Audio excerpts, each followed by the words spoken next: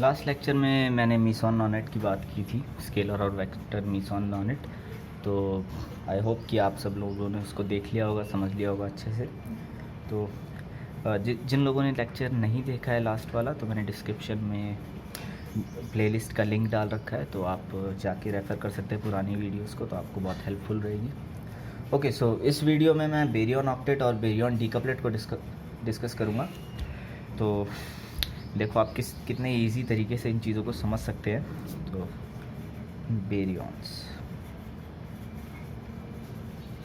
बेरियंस बने होते हैं 3 क्वार्क से। ओके, तो 3 क्वार्क्स को अगर मैं वेक्टोरियली ऐड करूं, तो मेरे पास जो पॉसिबल वैल्यूज़ मिल सकती है स्पिन की, वो हाफ और 3/2 हो सकती है। ओके, तो इसके थ्रू जो बनता है वो बनता है ऑक्टेट, इसके थ्रू जो बनता है वो बनता है डीकपलेट। तो मैं अभी आपको एक्सप्लेन करूँगा। ओके, नाउ बेरियंस के लिए जो हाइपर चार्ज होता है वाई, मतलब हाइपर चार्ज जो होता है वो होता है बेरियन प्लस स्ट्रेंजनेस, और बेरियंस के लिए बेरियन नंबर 1 होता है। ओके, तो एस जो होगा हमारा वो होगा वाई माइनस बी। ओके, तो यहाँ पे अगर मैं प्लॉट बनाऊँ,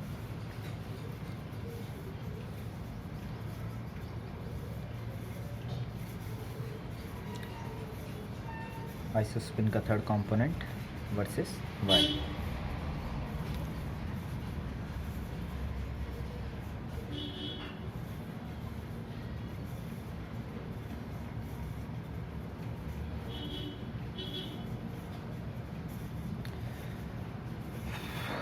neutron proton, sigma minus, sigma zero, lambda, sigma plus, ये कैस्केडिंग पार्टिकल्स होते हैं, माइनस और ज़ीरो।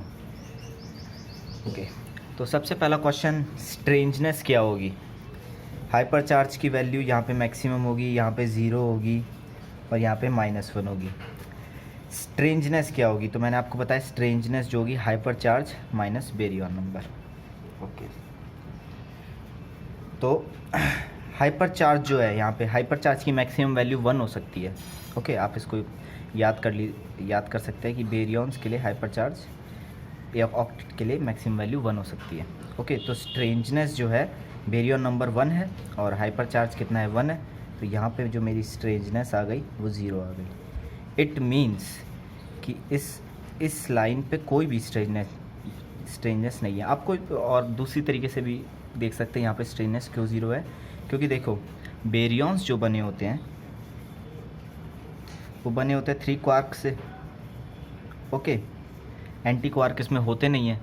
तो जब मेरे पास एक कोई भी स्ट्रेंज क्वार्क होता है तो उसकी स्ट्रेंजनेस जो होती है उसकी वैल्यू होती है -1।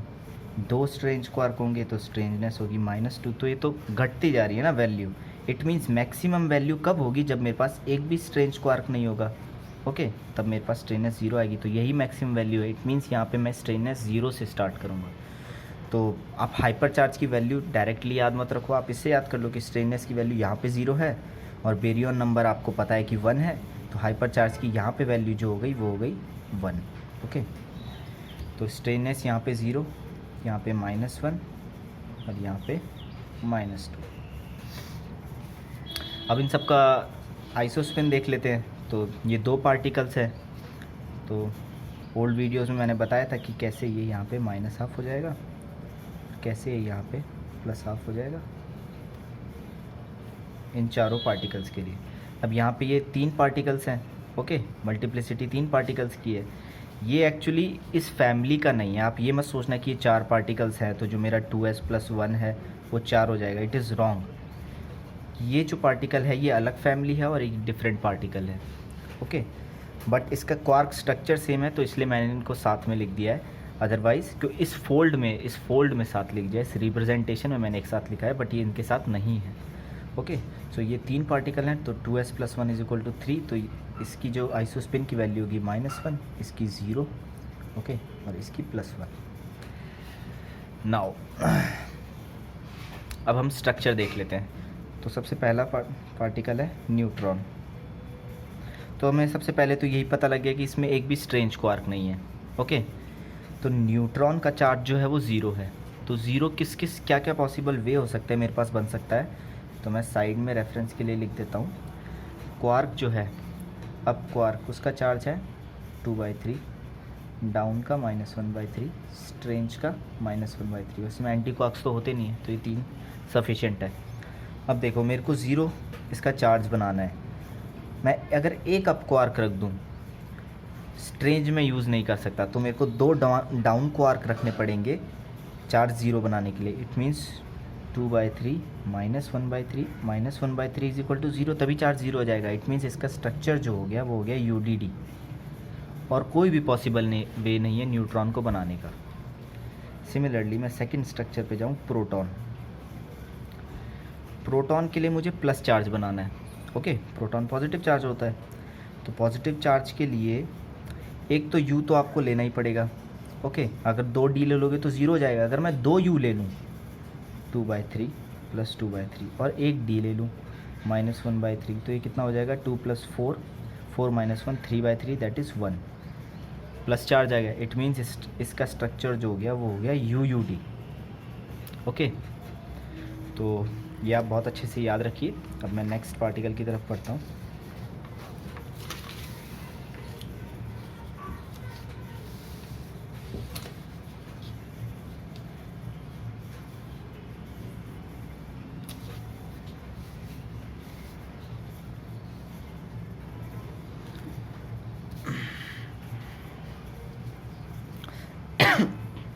Sigma minus. तो सिग्मा माइनस के लिए स्ट्रेंजनेस -1 है। Okay, strangeness is equal to -1। It means मेरे पास एक स्ट्रेंज क्वार्क होगा, तो इसके स्ट्रक्चर में एक स्ट्रेंज क्वार्क तो आ गया, और स्ट्रेंजनेस की वैल्यू -1/3। ओके, और मेरे को बनाना है माइनस। इट मीन्स मेरे को इसके साथ 2 डाउन क्वार्क और चाहिए होंगे। ओके, तभी तो पॉसिबल हो पाएगा minus charge. It means strangeness और डाउन क्वार्क, तो इसकी वैल्यू क्या हो गई -1/3 -1/3 -1/3 दैट इज़ -1। तो इस तरीके से आपने इसका स्ट्रक्चर बता दिया। नेक्स्ट है सिग्मा 0 लैम्डा। ओके, इसमें भी स्ट्रेंजनेस -1 है। इट मीन्स इसमें एक स्ट्रेंज क्वार्क तो आ ही गया। ओके, अब हमें 0 बनाना है, तो अगर मैं एक स्ट्रेंज, एक डाउन और एक अप क्वार्क लिख दूँ, ओके, -1/3 दैट इज़ -2/3 + 2/3 0। तो इट मीन्स इसका स्ट्रक्चर क्या हो गया, ये -1/3 + 2/3 इज इक्वल टू 0। इसका चार्ज 0 आ गया, तो लैम्डा भी न्यूट्रल होता है। इट मीन्स मैंने इसका स्ट्रक्चर बता दिया। नेक्स्ट सिग्मा प्लस बहुत सिंपल है। एक स्ट्रेंज क्वार्क तो फिक्स है, और बाकी अगर मेरे को प्लस साइन चाहिए तो मेरे को 2 अप क्वार्क लगाने चाहिए। जस्ट लाइक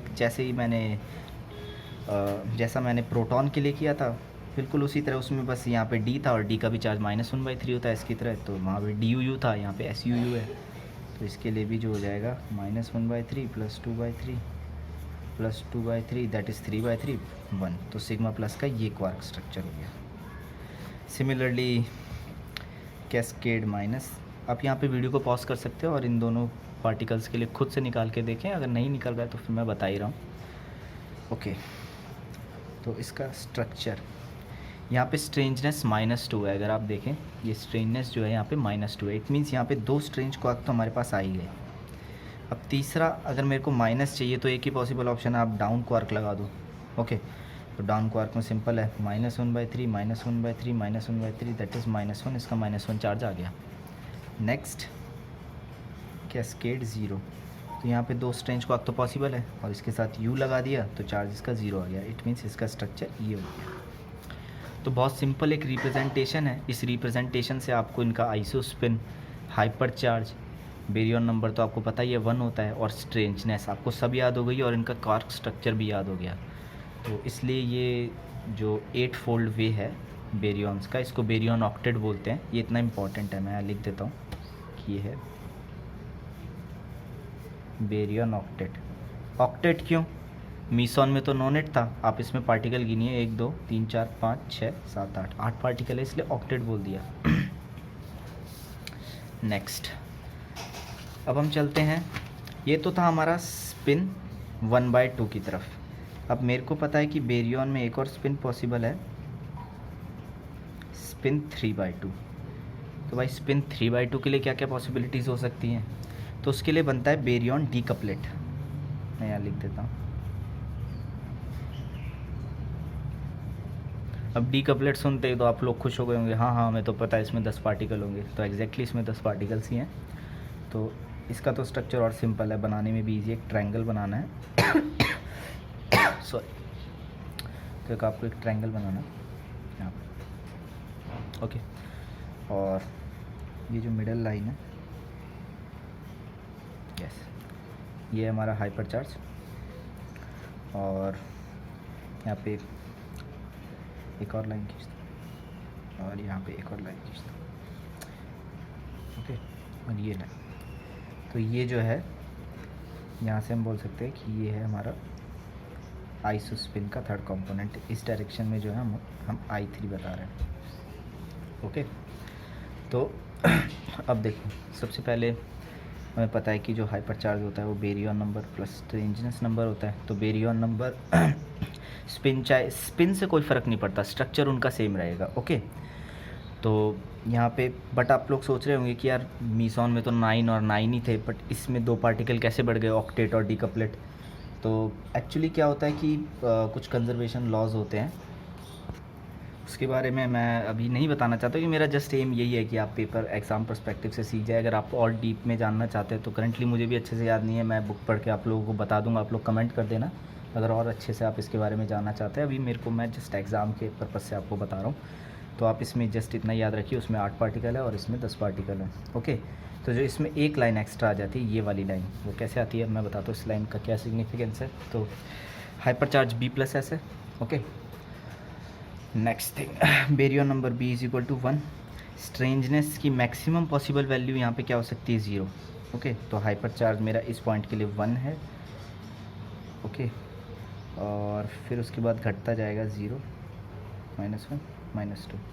यहाँ पे मैं स्ट्रेंजनेस लिखूँ तो 0, यहाँ पे स्ट्रेंजनेस -1, यहाँ पे स्ट्रेंजनेस -2 और यहाँ पे स्ट्रेंजनेस -3। तो ओके, पार्टिकल्स में मेंशन कर देता हूँ, delta minus, delta 0, delta plus, delta plus plus, cascade minus star, cascade 0, sorry sigma sigma sigma minus star, sigma 0 star और sigma plus star, cascade star minus.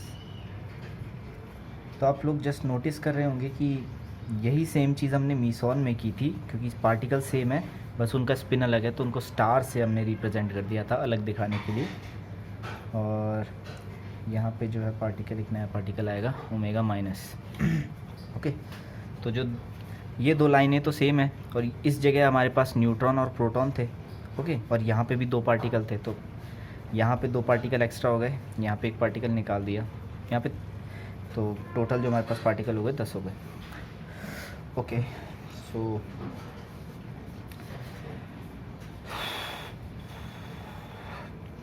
Delta minus की बात करते हैं।